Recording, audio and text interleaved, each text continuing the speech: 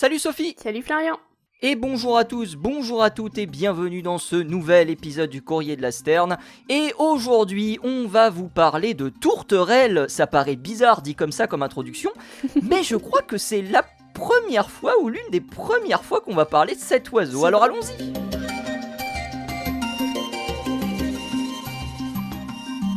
Alors c'est vrai, je ne sais pas, je crois que j'avais déjà parlé de la tourterelle Inca ou quelque chose comme ça. Oui, tu ça sais, me dit quelque chose. Qui se mettait en pyramide pour se réchauffer. Oui, c'est vrai. Voilà. C'est vrai. Elles sont top, chose qui n'est pas nécessaire. Chose qui n'est pas nécessaire de faire en France actuellement, puisque nous sommes en période caniculaire, Sophie, c'est le mois d'août chez nous. Ah bah non, c'est le mois de mai. On confondrait, dis donc, c'est... Bah, c'est bien, vous avez pris un peu de notre climat, une petite inversion, c'est intéressant. Nous, il fait bien froid. Eh ben, écoute, tu peux nous envoyer de la fraîcheur si tu veux. Ah bah, ça serait avec plaisir, on a besoin d'un peu de chaleur. On fait un échange. Mais ce qu'il y a de formidable quand cet épisode va sortir, c'est que ça se trouve, il va faire 15 degrés et les gens vont faire « Mais comment ça, on est en canicule ?» Ils racontent n'importe quoi. C'est vrai. Faut espérer mais que comment ça va, Sophie? Parce que j'ai pas demandé. Ça va, tranquillement. Quelques petites observations d'oiseaux dernièrement, donc ça fait plaisir. Bon, rien de bien spécifique, enfin bien spécial, hein, mais c'est toujours sympa d'en voir à côté de chez nous. Voilà. Mm-hmm. Et donc tu parles aujourd'hui de tourterelles. Ouais, on va repartir sur un sujet un peu plus proche de l'Europe finalement. Et moi, du coup, je vous parlerai d'éoliennes. Ce sera dans la seconde partie de l'émission, avec une nouvelle étude qui va peut-être tout changer. J'y crois zéro, mais elle est hyper intéressante. Mais en attendant tout ça, eh ben, il y a la rétro piou piou. Sophie, est-ce que tu veux la commencer? Qu'est-ce que tu as découvert de ton côté lors de ces 7 derniers jours? Alors de mon côté, c'est pas exactement une news, mais c'est quelque chose qui pourra peut-être vous aider si jamais vous êtes comme moi et que vous avez du mal à identifier tous les petits trucs bruns avec des ailes qui se baladent, parce qu'ils se ressemblent tous, hein, soyons d'accord. Et du coup, il y a un petit article qui est paru sur The Birding Life, on vous mettra évidemment le lien dans la description. Il est en anglais, malheureusement, mais je suis sûre qu'avec Google Translate, ça peut passer. Et donc, ça vous explique en 4 étapes comment bien identifier vos petits oiseaux bruns, ceux qui ressemblent à rien, et qu'on sait pas identifier correctement. Et cet article est plus particulièrement axé vers les cisticoles, que vous connaissez peut-être. Alors, il s'agit du genre Cisticola, et on en a beaucoup qui se ressemblent énormément de partout, donc ça peut vous aider, mais ça peut aussi évidemment vous aider à identifier tous les petits oiseaux bruns que vous ne connaissez pas, parce que ça vous permet de bien vous concentrer sur ce qui est important, les détails, en l'occurrence, la longueur de la queue, ce genre de choses, et c'est juste 4 étapes super simples qui vont certainement beaucoup vous aider. Voilà. Donc je vous encourage à le lire. Tu sais ce qui manque dans l'ornithologie, Sophie, comme guide ornitho, justement un guide spécial oiseaux qui se ressemblent. Alors, non, j'en ai un à la maison. Ah, ok. Oui, mais alors il est en anglais et il s'appelle LBJs. Alors LBJs en anglais, ça veut dire Little Brown Jobs. Donc ça veut dire petit truc brun, en gros. Donc tous les petits trucs qui se ressemblent. Et le guide est fait spécifiquement pour déterminer lequel de ces petits trucs bruns t'es censé voir. Si vous voulez, je vous mettrai aussi le lien du petit guide dans la description, mais il n'est pas fait pour les espèces eurasiennes, malheureusement. Sinon je vous l'aurais donné tout de suite, mais bon. Il y a peut-être l'équivalent pour l'Europe, tu me diras. Hein, je sais pas. Ah, je sais pas. Je serais pas surpris, honnêtement, mais c'est vrai que c'est un truc très américano-centré, très anglo-centré. Donc, parce que je sais qu'ils ont beaucoup de soucis avec notamment les warblers, voilà, ce qu'on appelle nous fauvettes, et puis pouillots. Ils réunissent un peu tout ça dans la même case. Exactement. Et c'est une source de discorde là-bas pour les ornithologues qui démarrent. Tu parlais d'un livre, Sophie. Moi, je vais parler d'une revue d'histoire naturelle, Espèces Nouvelles Formules. Ça vient de sortir. C'est le numéro 60. Ça parle d'évolution. Alors, il y a beaucoup de choses hyper intéressantes à retrouver dans ce numéro. Ce n'est pas de la publicité, hein, je tiens à le dire. Mais il y a aussi quelques articles en rapport avec les oiseaux. Et je vais parler d'une petite étude qui est présentée très rapidement sur les mannequins. Alors les mannequins, c'est les petits oiseaux très charmants, bleus de poitrail, noirs d'ailes et de tête, et calotte rouge. Et nous, Sophie, on les connaît surtout pour leur speed dating. Oui. Alors, vous êtes surpris sans doute si vous arrivez dans ce podcast d'entendre ce terme. Mais grosso modo, qu'est-ce qui se passe ? Eh bien, en fait, les mâles se succèdent les uns après les autres devant une femelle. Et le mâle qui réussit la meilleure représentation, eh bien, part avec la femelle pour s'accoupler. Voilà, c'est assez drôle à voir. Il y a quelques vidéos. On vous invitera à aller voir tout ça. Mais Cassiano Bueno Martins, Dalfini Laetitia Bruno et Mercival Roberto Francisco, eux, ils se sont penchés sur quelque part l'après parade nuptiale, c'est-à-dire la construction des nids. Et ils ont remarqué que si le nid était une espèce de coupelle, eh ben, il y avait des débris végétaux et des traînes de feuilles qui pouvaient atteindre jusqu'à 60 cm de long qui pendaient de ces nids. Et ils se sont posé la question de savoir pourquoi justement l'oiseau met autant d'ouvrages à fabriquer quelque part des trucs qui ne servent à rien, puisque comme je l'ai dit, c'est pas relié au nid. Eh ben, les chercheurs, ils ont conclu qu'en réalité, ça permettait d'induire le prédateur en erreur. Parce que quand le nid est une simple coupelle, c'est assez facile à distinguer pour un prédateur. Mais quand il y a plein de feuillage autour, que ça pendouille et tout, eh ben c'est beaucoup plus difficile à détecter. Voilà pourquoi le mannequin prend tout ce temps pour pouvoir justement ajuster son nid pour éviter de se faire voir par un prédateur. Pas bête du tout, franchement. Incroyable. Amusant. Et dis donc, il en a à nous apprendre le mannequin entre le speed dating et la construction, il est bien, hein. Super intéressant, et encore une fois je vous recommande Espèce, donc numéro 60, mais aussi la revue en tant que telle, puisqu'il y a un article sur la chouette rayée américaine qui est super intéressant, parce qu'on parle d'espèces nuisibles de notre côté. On pense évidemment à étourneaux, etc. Mais là on parle pour le coup d'un rapace nocturne, et c'est super intéressant à lire. Et il y a aussi un petit truc sur les chitreks que tu connais, Sophie, qui sont des oiseaux absolument merveilleux à voir. Voilà, ça parle aussi de cet oiseau originaire de Madagascar. Super. Bah écoute, moi on va voyager un petit peu, mais on va pas voyager exactement au même endroit, parce qu'on va en Amérique du Sud pour la news suivante. Et je crois qu'on en avait déjà parlé de la fameuse forêt atlantique qui s'étend sur notamment le littoral du Brésil, qui va, il me semble, jusqu'au Paraguay, hein. C'est quand même une zone qui est assez importante. Donc c'est de la forêt assez dense, qui malheureusement est ciblée par des déforestations. Et dans cette zone-là, on a beaucoup de petits groupes qui ont commencé à mettre en place des programmes de conservation, donc notamment de conservation du sol, hein, de conservation de la forêt elle-même, et de conservation des espèces qui y sont inféodées. Alors, c'est bien parce que c'est un petit article que je vous propose qui est un petit article un peu feel good, pour une fois, pour changer. On a beaucoup malheureusement d'histoires de conservation qui se terminent pas bien, avec des espaces naturels qui sont bousillés, des espèces qui disparaissent. Et là, ce petit article-là, c'est un petit article qui nous explique qu'il y a des gens qui se mobilisent pour essayer de protéger ce qui reste. Et ça fait du bien, ça fait chaud au cœur. Et surtout, il y a 2-3 petites... il y a 2-3 actions de conservation là-dedans qui me parlent beaucoup, parce que c'est des actions de conservation qui font en fait que les gens apprennent à vivre avec la forêt amazonienne. C'est-à-dire que c'est pas juste on va laisser la forêt dans son coin et nous on va vivre à côté, c'est en fait on va vivre en connexion avec, c'est-à-dire qu'il y a des fermiers par exemple qui vont faire des plantations carrément au milieu des arbres de la forêt, sans couper les arbres pour autant, qui se rendent compte que ça marche pas si mal. Donc en fait c'est l'utilisation des ressources de la forêt elle-même, mais sans détruire. Et ça franchement c'est plutôt une bonne chose, et je pense que c'est, vu qu'on continue à se multiplier en tant qu'humain, c'est vraiment la manière de s'approprier un peu le monde naturel qui est autour de nous, sans pour autant trop l'endommager, et de faire ce fameux... cette cohabitation entre guillemets entre la nature et l'homme. Et j'espère vraiment qu'on ira dans cette direction. Voilà. Il faut qu'on aille dans cette direction, sinon c'est la condamnation quelque part. Donc je pense qu'on n'a pas trop le choix en réalité. Ça fait longtemps qu'on n'a pas parlé de migration, Sophie. Ah bon? Et ça fait encore plus longtemps qu'on n'a pas parlé de halte migratoire, Sophie. Oh.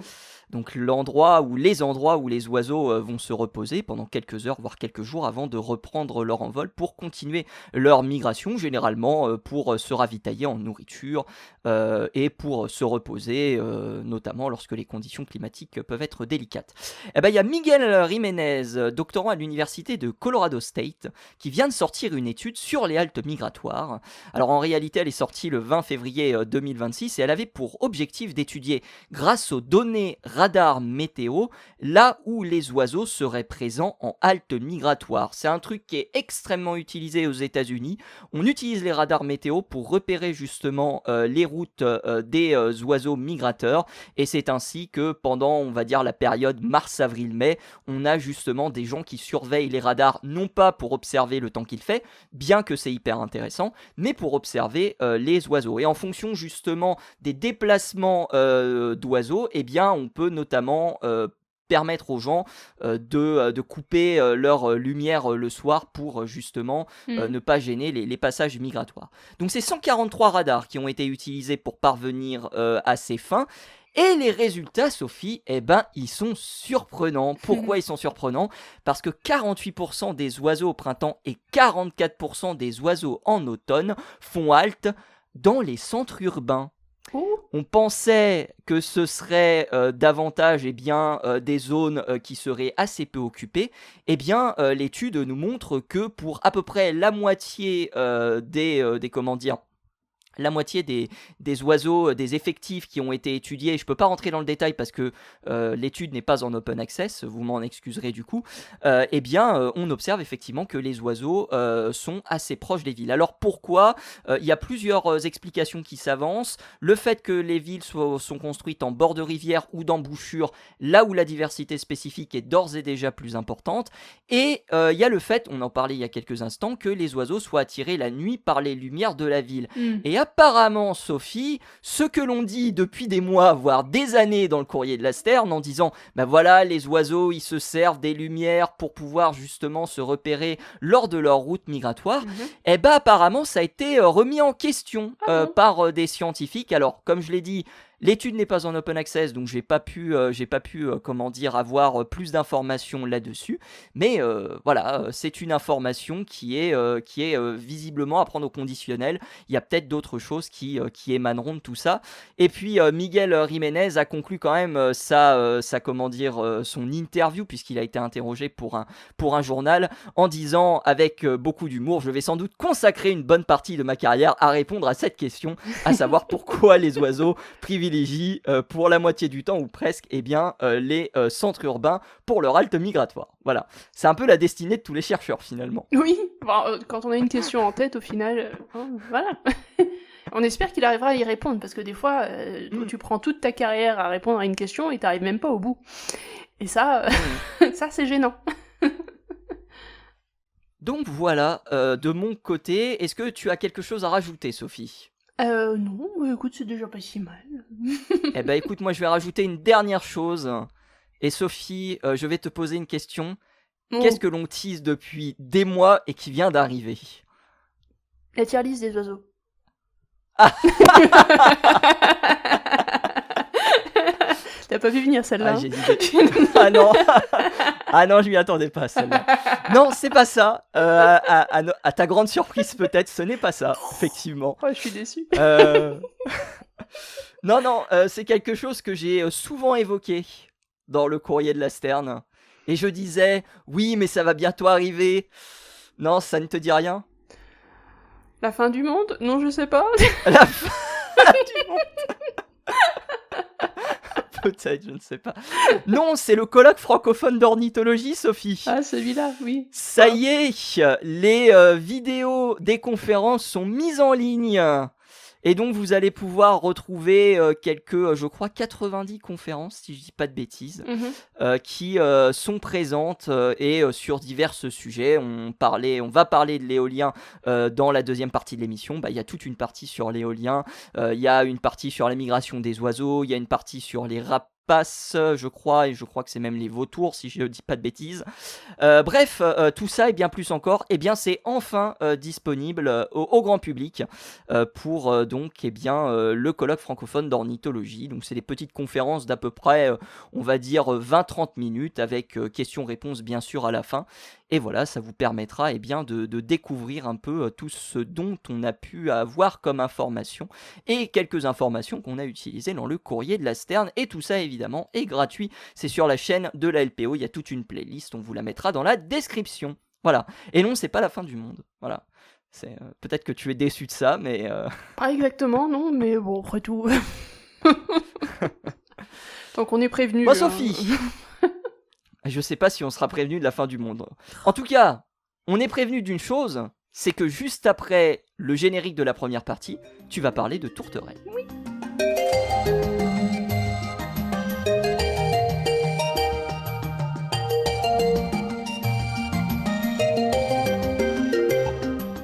Alors Sophie, les tourterelles européennes tu m'as dit, donc tourterelles des bois, tourterelles turques? Alors, entre autres, la tourterelle dont j'ai envie de parler aujourd'hui, il y a une tourterelle effectivement européenne qui va être la tourterelle turque, mais il y a aussi une tourterelle africaine qui s'appelle la tourterelle rieuse. Alors, on va commencer par l'européenne parce que vous la connaissez certainement bien. Alors la tourterelle turque, c'est une petite tourterelle avec un joli petit collier noir là que vous avez à l'arrière de la tête. Généralement elle est plutôt grise, enfin vous la voyez régulièrement, hein, c'est très commun en Europe. C'est un oiseau qui s'est répandu à travers le monde à une vitesse stupéfiante parce que ça a colonisé des tas de milieux. On la retrouve évidemment sur toute l'Europe, mais aussi sur le continent asiatique. Elle est en Inde, elle est en Chine, enfin bref. Elle est jusqu'au Japon et elle est arrivée aussi aux États-Unis exactement, et elle descend jusqu'au Mexique. Sauf que dernièrement, elle s'est vue aussi avoir son aire de répartition, commencer à coloniser le haut de l'Afrique, et notamment aussi la péninsule arabique. Alors, c'est un petit oiseau, alors, on pourrait se dire pourtant une tourterelle, bon, quand même, ça se fait bouffer par plein d'autres trucs, ça devrait pas quand même partir comme ça, coloniser des milieux si facilement. Bon, on sait pas exactement pourquoi et comment, alors il y a eu quelques articles qui ont été publiés, je vous en mettrai un dans la description notamment. Il y en a eu un notamment qui date de septembre 2023, que je vous mettrai dans la description, qui nous explique la dynamique en fait de cette colonisation. Alors là on parle plutôt de l'Amérique du Nord pour cet article-là, mais évidemment il y en a sur d'autres parties du monde. Et ça vous explique qu'en fait c'était à cause des effets combinés de l'habitat, qui est très bien pour cette espèce-là, hein, c'est exactement ce dont l'oiseau a besoin, mais aussi du climat. Donc avec le changement de climat, ça permet à des espèces de s'installer à des endroits où elles n'étaient pas précédemment. C'est ce qui se passe dernièrement. Donc ça, c'est un oiseau qui en a bénéficié, parce qu'il y a des animaux qui bénéficient du changement de climat, faut pas croire, à condition que ce soit pas trop abrupt évidemment. Mais il y en a qui peuvent en bénéficier, donc c'est le cas de la tourterelle turque. Et donc la deuxième tourterelle dont on va parler aujourd'hui, c'est la tourterelle rieuse. Alors celle-là, vous la connaissez pas, elle ressemble pas mal à la tourterelle turque, elle est un peu moins grise, un peu plus rosée, notamment sur la face et sur le ventre, mais elle a aussi un collier à l'arrière du cou. Alors collier qui se sépare en deux parties, une partie blanche sur le dessus, et une beaucoup plus petite d'ailleurs, et une partie noire sur le dessous, un peu plus large que le collier de la tourterelle turque que vous connaissez bien. Ces deux oiseaux sont pas exactement de la même taille, il y en a un qui est un peu plus petit que l'autre, en l'occurrence la tourterelle rieuse est légèrement plus petite, mais enfin il n'y a pas grande différence non plus. La tourterelle rieuse, c'est aussi un oiseau qui s'est pas mal répandu dernièrement, parce que pareil, son aire de répartition a un petit peu changé. Donc avant, elle était vraiment inféodée à l'Afrique, sauf que elle s'est vue introduite, alors volontairement ou pas volontairement, on en reparlera après, mais elle s'est vue introduite dans d'autres endroits du monde, et dernièrement, son aire de répartition a aussi augmenté, et cette fois-ci, son aire de répartition, plutôt que de descendre vers le sud, parce qu'elle est déjà en Afrique, donc ça va être difficile de descendre vers le sud, et ben elle est montée vers le haut, vers le nord, et donc elle se retrouve en Afrique du Nord, dans la péninsule arabique, et on se demande si elle va pas remonter un peu plus. Et vous allez me dire, la tourterelle rieuse, on l'a jamais vue, je la connais pas. En fait, si, d'une certaine manière, vous la connaissez. Pourquoi ? Parce qu'en fait, la tourterelle rieuse, c'est la partie sauvage de ce qu'on appelle la tourterelle domestique. Donc, vous avez des tourterelles domestiques en Europe et un peu partout dans le monde, parce que c'est un animal qui a été domestiqué il y a déjà très longtemps de ça. Et il faut savoir qu'elle a été domestiquée à partir de cette population africaine, pas à partir de la tourterelle turque ou de n'importe quelle autre population qu'on aurait pu avoir en Europe. Ça a été domestiqué à partir de la population africaine de tourterelles rieuses. Donc il y a plein de formes sur cette tourterelle captive, domestique. Il y a plein de trucs, il y a des tas de mutations qui sont présentes, de coloration, enfin je vous laisse découvrir si ça vous intéresse. Il y a notamment une forme qu'on appelle la forme soyeuse. Alors je sais pas si tu connais la forme soyeuse. Pas du tout. Alors en fait, c'est un oiseau qui a une mutation sur ses plumes qui fait que les barbules des plumes, donc vous savez sur la plume vous avez les barbes qui sont en quelque sorte... Les barbes ça va être ce qui est coloré sur les côtés de la plume qui vient s'attacher au rachis central, qui est l'axe central de la plume, donc ça va être les petites nervures sur le côté, ce qui sert comme si c'était le côté de la feuille, si vous prenez une feuille pour comparer. Et les barbules, c'est ce qui va se mettre, c'est des tout petits crochets qui vont permettre aux barbes de s'accrocher entre elles et de faire en sorte que la plume ait une surface lisse et rigide, ce qui permet donc à l'oiseau de s'en servir pour se soutenir dans l'air, donc en vol. Et en fait, la forme soyeuse va avoir une mutation qui retire ces barbules de la plume, et notamment des plumes de vol, ce qui fait que votre oiseau, comme il n'a pas cette cohérence des barbes les unes à côté des autres, il est incapable de se maintenir en l'air, vu que le vent, l'air va passer à travers les plumes plutôt que d'être arrêté par la plume elle-même. Et donc ça va faire des oiseaux qui vont avoir du mal à voler. Ça vous donne aussi un plumage qu'on qualifie de très très doux au toucher, parce qu'évidemment ça fait un plumage un petit peu fouillis, qui est pas bien ordonné, vu qu'il n'y a pas ces barbules, et donc ça fait quelque chose de très très doux au toucher, mais avec un oiseau qui vole très très mal. Voilà. Donc ça c'est une des mutations qu'on a fait sur cette pauvre tourterelle, je sais pas si c'est bien ou mal, vous me direz ça dans les commentaires si ça vous intéresse. Mais en gros, cette petite tourterelle, elle a été domestiquée depuis tellement longtemps qu'on est capable de faire des mutations comme ça sur cette tourterelle africaine.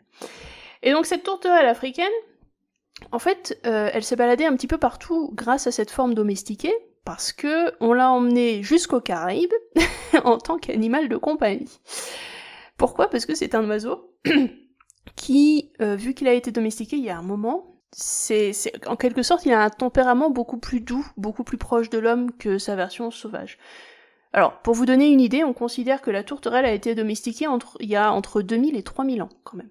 Vu qu'elle est facile à élever, et qu'en plus, elle a quand même une longévité qui peut atteindre les 30 ans en captivité, ce qui est quand même pas si mal. Donc ça en fait un très bon animal de compagnie.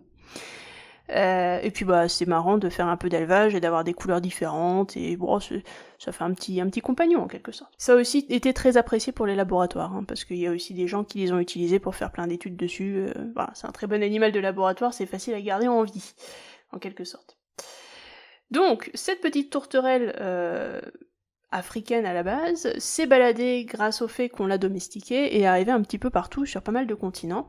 Et en fait, à cause de certains problèmes ou de certains éleveurs à droite et à gauche qui n'avaient pas forcément des méthodes les plus... il n'y avait pas beaucoup d'éthique dans leurs méthodes, et on a pas mal d'oiseaux qui ont carrément été relâchés dans la nature, dans des environnements où à la base ils n'étaient pas censés être.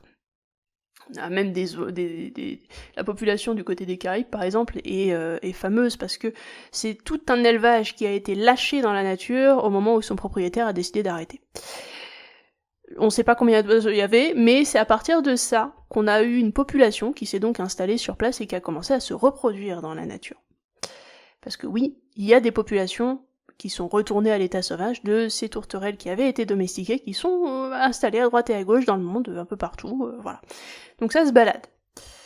Donc, entre la tourterelle rieuse et la tourterelle turque, vous voyez bien qu'en fait, d'une manière ou d'une autre, ces oiseaux-là ont colonisé une bonne partie de la planète.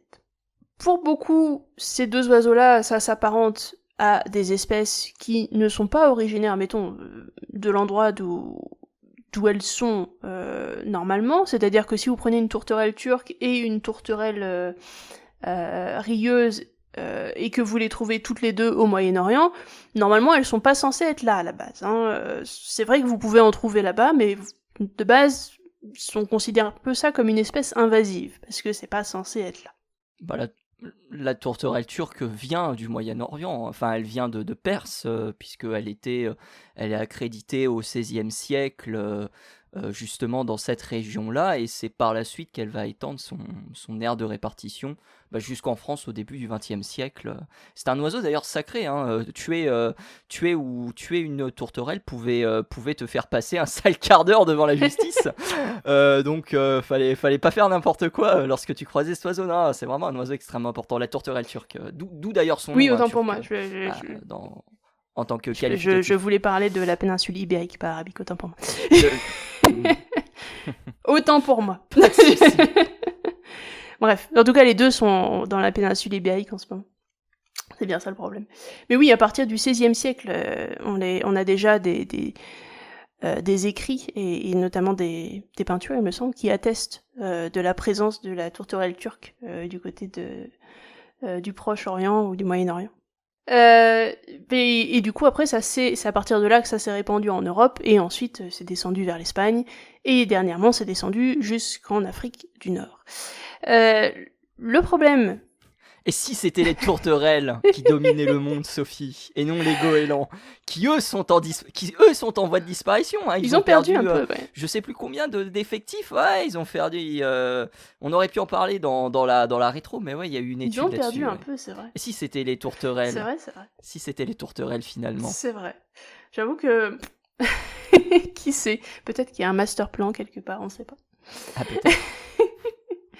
Donc en tout cas, les deux tourterelles donc sont présentes maintenant à des endroits où à la base elles n'étaient pas présentes. Et donc qu'est-ce qui se passe quand deux espèces invasives se rencontrent ? Eh ben on sait pas trop, parce qu'il n'y a pas beaucoup d'études qui ont été faites sur le sujet. Et okay. C'est justement le sujet d'une nouvelle étude qui est sortie donc il y a pas longtemps dans IBIS. Et là il est sorti il me semble le 1er mai de cette année, qui nous explique ce qui se passe lorsque deux populations comme ça se rencontrent, alors qu'elles sont pas censées être là à la base, et deux populations de tourterelles, qui donc sont un poil invasives d'un côté et de l'autre. Et donc, ce qui se passe, en fait, c'est que, plutôt que d'avoir une population qui va dominer l'autre d'une manière ou d'une autre, prendre le pas sur la niche écologique, on va se retrouver en fait avec des hybrides entre ces deux-là. Il semblerait que la tourterelle turque et sa voisine africaine, la tourterelle rieuse, sont tout à fait capables de s'hybrider et de produire des hybrides qui sont fertiles, qui donc sont capables de continuer à se reproduire. Incroyable ça. Bah, ça arrive dans pas mal d'espèces d'oiseaux, c'est pas la première qu'on a vue d'ailleurs dans le courrier de la Sterne, il me semble. C'est vrai, tu as raison. Et puis bon, là, on est sur le même genre, hein, on est sur deux espèces du genre Streptoptelia, donc qui au final sont pas si éloignées que ça, hein. Certes, il y en a une qui est un poil plus petite, et les couleurs sont un poil différentes, mais c'est pas... Elles ont toutes les deux leur petit collier noir, elles se ressemblent pas mal. Je pense que si vous en voyez une dans la nature comme ça va être un peu compliqué de déterminer qui est qui, sans vraiment connaître les espèces. Et donc du coup, Sophie, l'hybridation, est-ce que ça fait un super oiseau susceptible d'être problématique? Eh ben pas du tout. Parce qu'en fait, ce qui se passe, c'est qu'on se rend compte qu'il y a une espèce qui va prendre le pas sur l'autre. C'est-à-dire que ce qui arrive en ce moment, c'est que dans les endroits où il y a de l'hybridation, il semblerait que la tourterelle turque, finalement, prenne le pas sur la tourterelle africaine. C'est-à-dire que lorsque les oiseaux s'hybrident, on va retrouver pas mal d'hybrides dans la population, mais on va retrouver beaucoup moins de tourterelles africaines que de tourterelles turques, ou qui ont l'air d'être des tourterelles turques en tous les cas, parce que le plumage ressemble à celui d'une tourterelle turque, on ne sait pas à quel point c'est une tourterelle turque ou juste un mélange, mais en tout cas il semblerait que les gènes de la tourterelle turque prennent le pas sur sa voisine africaine. Donc dans le cas ici de ces deux espèces, en tout cas, le mix entre les deux fait qu'il y a une des deux espèces qui est en retrait et qui commence à perdre du terrain face à l'autre.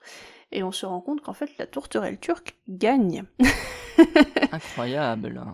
Alors on sait pas trop pourquoi, et c'est un phénomène qui a pas encore été très observé, parce qu'encore une fois, on parle de deux espèces invasives. D'habitude, on a tendance à pas vraiment s'intéresser au phénomène. Pourquoi ? Parce que le phénomène de deux espèces invasives l'une avec l'autre ne nous intéresse pas. Ce qui nous intéresse généralement, c'est lorsqu'une espèce invasive vient s'hybrider avec une espèce locale, qui elle n'est pas invasive donc. Et là, on se dit, oups, c'est un problème, allons vite faire quelque chose.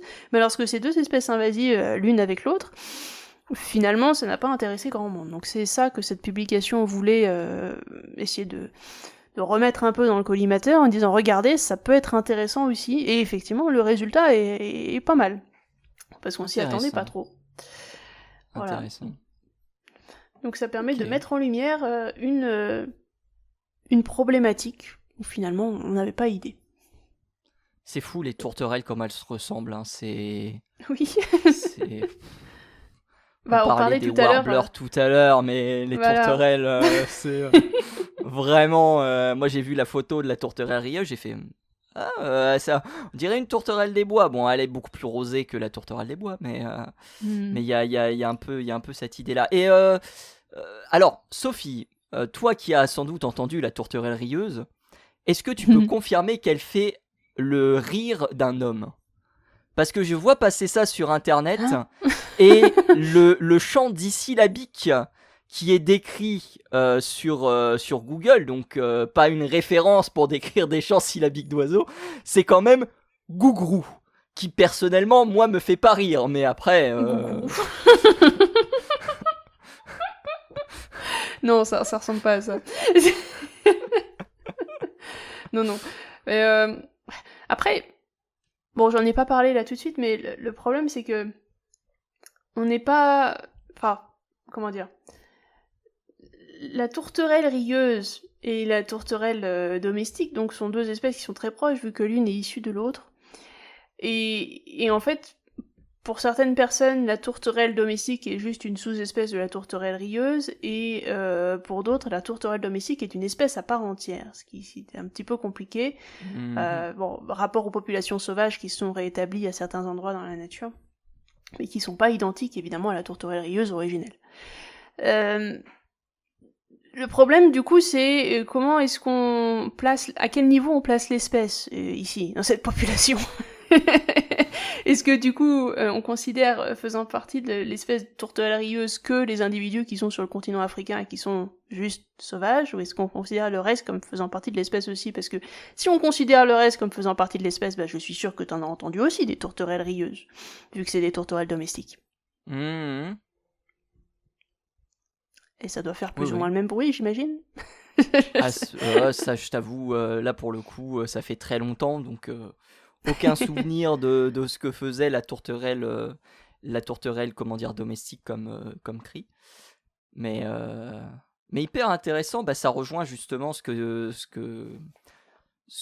le numéro d'espèce, le nouveau numéro d'espèce décrivait, c'est que on est en train, je vais pas dire de tout mettre par terre concernant l'évolution, mais on est en train d'interroger énormément de concepts qu'on considérait acquis. Et typiquement, celui-ci est un nouveau concept qui mérite réflexion, aussi bien dans le monde des oiseaux que dans le monde des vertébrés, voire même dans le monde animal ou végétal dans le sens général, quoi. C'est hyper intéressant le concept d'espèce. Comme étude. On savait déjà que... Enfin, ça fait longtemps qu'on sait que le concept d'espèce, c'est quelque chose qui...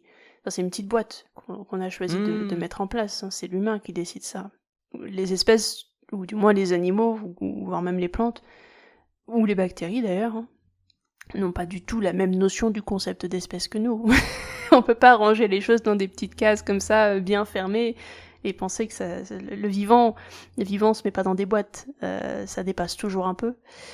Et c'est exactement ce que nous montrent ces oiseaux-là, c'est que oui, on peut dire qu'il y a deux espèces, mais finalement, ça peut quand même s'hybrider sans aucun problème, il semblerait. Donc, comme d'habitude, c'est quoi le concept d'espèce pour vous ? Est-ce que vous considérez l'espèce au point de vue morphologique ? Est-ce que vous considérez l'espèce au point de vue géographique ? C'est-à-dire que oui, il vient d'Afrique, donc c'est une espèce différente, même si elle se ressemble. Est-ce que vous considérez l'espèce au point de vue paléontologique, où là on parle uniquement des restes qu'on peut avoir, donc ça va être encore différent. Est-ce que vous considérez l'espèce du point de vue génétique ? Dans ce cas-là, ça va être très différent pour les bactéries. Bref, plein de définitions différentes qu'on peut... Toutes se valent, c'est juste notre regard sur la chose qui va différer. Mais ça fait un moment qu'on est au courant de ça. Les spécialistes se battent avec ce genre de choses depuis longtemps. En tout cas, merci beaucoup Sophie pour cette description de ces deux espèces, ou pas, de tourterelles. On va parler d'éoliennes d'ici quelques instants avec une étude qui va impliquer un serpent.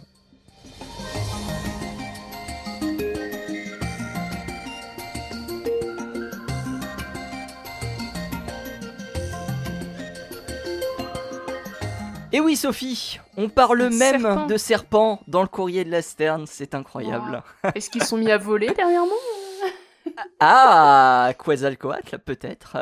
Non, pas du tout. Serpent à plumes, oui. Serpent à plumes, exactement. Alors, il y a énormément de bouleversements dans les études autour de l'éolien, Sophie. On en a parlé avec le CFO, donc colloque francophone d'ornithologie. On vous mettra les vidéos, évidemment.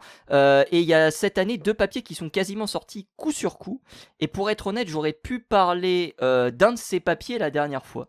Alors, ce papier, je vais l'évacuer assez vite. Il revient en fait sur la prévention des collisions et il propose d'étudier des motifs de pales qui modifieraient le flux optique perçu par les oiseaux.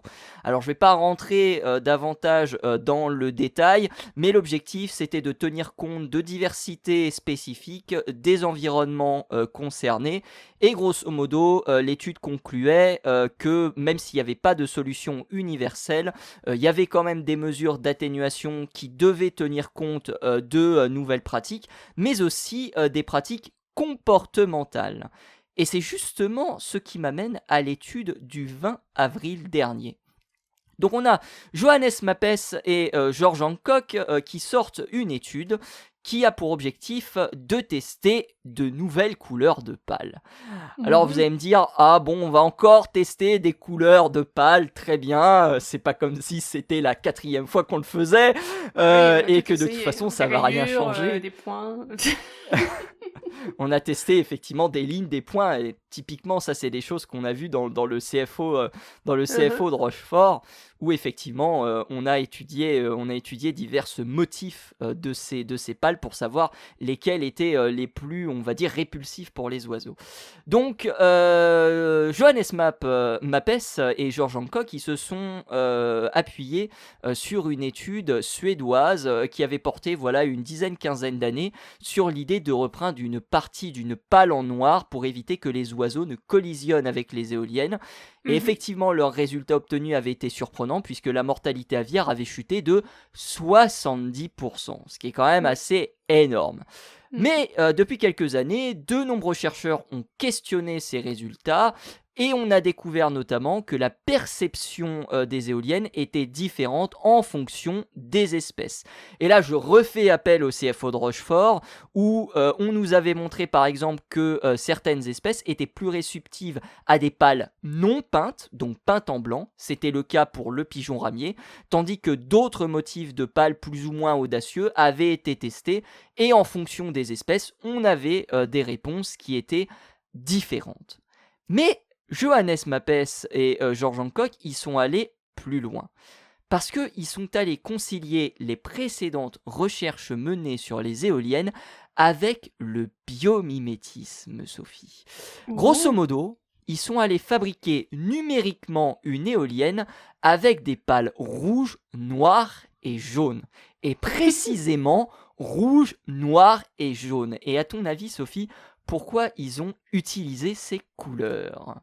Parce que c'est généralement les couleurs qui sont utilisées dans la nature comme étant dangereuses. Exactement, Sophie, bravo, c'est exactement ça. Ils se sont appropriés en réalité les codes du serpent corail.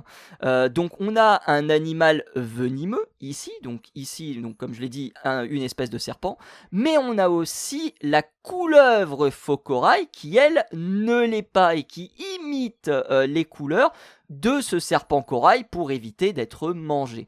On en avait parlé dans le courrier de la Stern avec le pitoï bicolore, c'était le tout premier épisode qu'on a fait, Sophie, mon Dieu que ça remonte, et on avait parlé de ce plumage noir et jaune que le pitoï avait pour signaler aux prédateurs de « attention, ne viens pas me manger, sinon tu vas avoir des problèmes », le pitoï étant vénéneux, c'est-à-dire qu'ils sécrètent une toxine qui est la même que chez les grenouilles brésiliennes. Et si vous consommez cette toxine, vous avez notamment des problèmes digestifs. Et donc, eh bien, la couleur noire et jaune de l'oiseau indiquait justement qu'il ne fallait pas le manger. Et donc, ils ont utilisé cette couleur, ces pales, rouge, noir et jaune, pour savoir si des oiseaux pouvaient être réceptifs. Donc, ils ont pris aussi des couleurs de pales blanches, des pales noires et des pales rouges et blanches, et ils les ont soumises, Sophie. À ton avis, à quel oiseau? Et là, je pense que ça va te surprendre. À quel oiseau? On est dans quelle partie du monde? On est du côté de la Suède. Ah, du côté de la Suède. Mm-hmm. Les trucs qui se prennent dans les pales, généralement, c'est pas mal des rapaces ou des oiseaux qui volent finalement assez haut. Sophie, ils ont pas du tout suivi ce que tu voulais, puisqu'ils ont pris des mésanges charbonnières. Encore une fois. Alors, on peut arrêter de faire des trucs sur des mésanges, ce serait bien quand même, alors, parce que bon... Tu vas me dire, mais pourquoi la mésange charbonnière? Parce que, comme tu l'as dit, effectivement, les rapaces se prennent dans les éoliennes plus facilement. On a aussi le roitelet à triple bandeau qui fait partie des victimes. On aurait pu prendre des chauves-souris, même si là, pour le coup, on étudie le côté visuel des oiseaux, donc chauve-souris, c'est compliqué. En fait, ils ont pris des oiseaux, ou plutôt un oiseau qui n'était pas connu pour se cogner contre les éoliennes. Mais surtout, ils ont cherché à étudier une population qui n'avait pas adopté de réponse acquise à la proximité d'une éolienne. Ils ont donc capturé 22 mésanges charbonnières qu'ils avaient extraits d'un site à 80 km d'un champ éolien, donc des oiseaux normalement qui ne doivent pas croiser des éoliennes, et ils les ont soumis à un test simple. Ils ont projeté sur un écran une éolienne. Si l'oiseau venait à toucher l'écran, il obtenait de la nourriture. Donc l'oiseau, il a tout intérêt à toucher l'écran pour obtenir de la nourriture. Et ils ont simulé, comme je l'ai dit, les différentes couleurs des pales pour savoir si les oiseaux s'approcheraient plus ou moins rapidement ou plus ou moins efficacement des éoliennes. Le résultat, il est sans appel. Le motif serpent corail fonctionne extrêmement bien pour faire fuir les oiseaux. Le deuxième motif s'étant montré le plus convaincant était le noir, et le motif le moins convaincant était le motif blanc, c'est-à-dire sans couleur. Et donc ça, c'est hyper intéressant parce que ça met en relation quelque chose qui est étudié dans la nature depuis longtemps, à savoir le biomimétisme, et justement l'approche de ces pales de couleurs qui permettrait peut-être d'effectuer, on va dire, une meilleure analyse justement vis-à-vis des populations d'oiseaux qui sont impactées. Parce que maintenant, et c'est précisé dans l'étude, Sophie, il y a des validations expérimentales supplémentaires qui doivent être faites sur le terrain. Ça, c'est un premier point, parce que là, on est sur un écran et donc on n'est pas du tout sur la réalité du terrain. Il faut tester d'autres taxons. Et parmi les autres taxons, tu les as cités, les oiseaux planeurs, les rapaces, qui sont souvent la cible justement de ces collisions avec les éoliennes, ou du moins les victimes, parce que les éoliennes vont pas cibler les rapaces de manière gratuite. Et ce qui est assez intéressant, c'est que, alors que l'objectif était de trouver, on va dire, une stratégie d'atténuation des collisions avec les éoliennes, notamment en faisant en sorte que les éoliennes s'arrêtent momentanément pour permettre justement le passage d'un oiseau, là, les chercheurs se sont dit, ok, on va voir, en testant différents types de pales, quels sont les motifs qui feraient fuir les oiseaux. Et effectivement, ils ont trouvé ce motif serpent corail qui visiblement a l'air de très bien marcher sur la mésange charbonnière. Mais maintenant, faut tester sur d'autres populations d'oiseaux. En précisant, chose importante, que les mésanges charbonnières sont certes sous-représentées parmi d'autres espèces qui peuvent être victimes de collisions avec les éoliennes. parce que ce sont aussi des oiseaux qui sont facilement charognés par la suite, notamment par des renards et d'autres prédateurs qui peuvent passer par là, dont aussi d'ailleurs des rapaces. Donc là aussi, il y a aussi une zone d'ombre concernant cette population de mésanges charbonnières et même de petits passereaux en général qui pourraient être aussi, plus qu'on ne le croit, soumis à des problématiques liées à des parcs éoliens. Voilà pour cette étude. D'accord, bon écoute, c'est intéressant, mais comme tu le dis, il y a des petits manquements, maintenant faut tester pour les autres espèces, parce que bon, c'est bien pour la mésange charbonnière, mais tous les oiseaux sont quand même assez différents, ils n'ont pas forcément les mêmes codes, les mêmes couleurs ne donnent pas les mêmes effets à mon avis, et j'irais même jusqu'à dire que les yeux des espèces, de toutes les espèces, ne sont pas forcément les mêmes non plus. Ouais. Bah faudrait tester l'ultraviolet, je sais pas si ça a été testé. Sur des ça éoliennes. A été testé. Ça a été testé. Ouais, parce qu'en fait, c'est une peinture blanche qui réagit aux ultraviolets, et effectivement, ça avait très bien marché, il me semblait.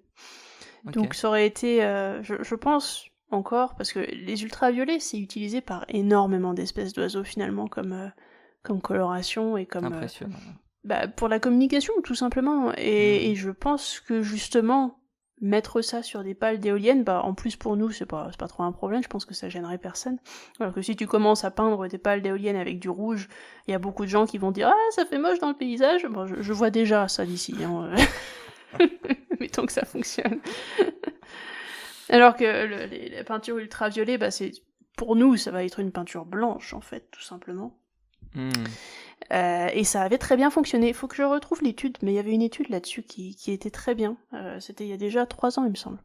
Au moins 3 ans, oui. Il y avait une très bonne étude sur le sujet. Je sais pas s'ils s'en sont inspirés ou pas du tout, peut-être. Je t'avoue que je sais pas de quelle étude tu parles, donc je ne peux pas te le dire pour le coup. Mais peut-être qu'ils s'en sont inspirés, effectivement. Mais il y a, comme je l'ai précisé en début d'intervention, il y a énormément d'études qui sortent sur ces 2 dernières années autour des éoliennes. C'est une folie, que ce soit des éoliennes onshore ou offshore.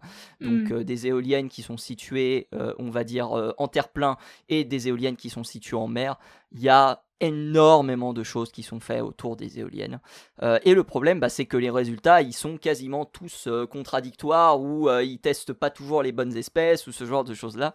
Ce qui fait que tu te retrouves avec un ensemble de métadonnées hyper intéressant, mais t'as presque l'impression que chaque étude, en fait, est décorrélée d'une autre. Ce qui fait que t'as du mal par la suite, lorsque tu dois convaincre des autorités notamment, à dire voilà, on a telle étude qui prouve ça, mais à côté t'as telle étude qui va prouver ça, et puis même des fois des études qui vont prouver l'inverse de ce qu'une étude va dire. C'est vraiment compliqué, quoi. Mais Johannes Mapes, il est vraiment, comment dire, il veut vraiment tester le dispositif. Déjà en conditions réelles, comme je l'ai dit, avec différentes espèces, mais aussi dans différents pays.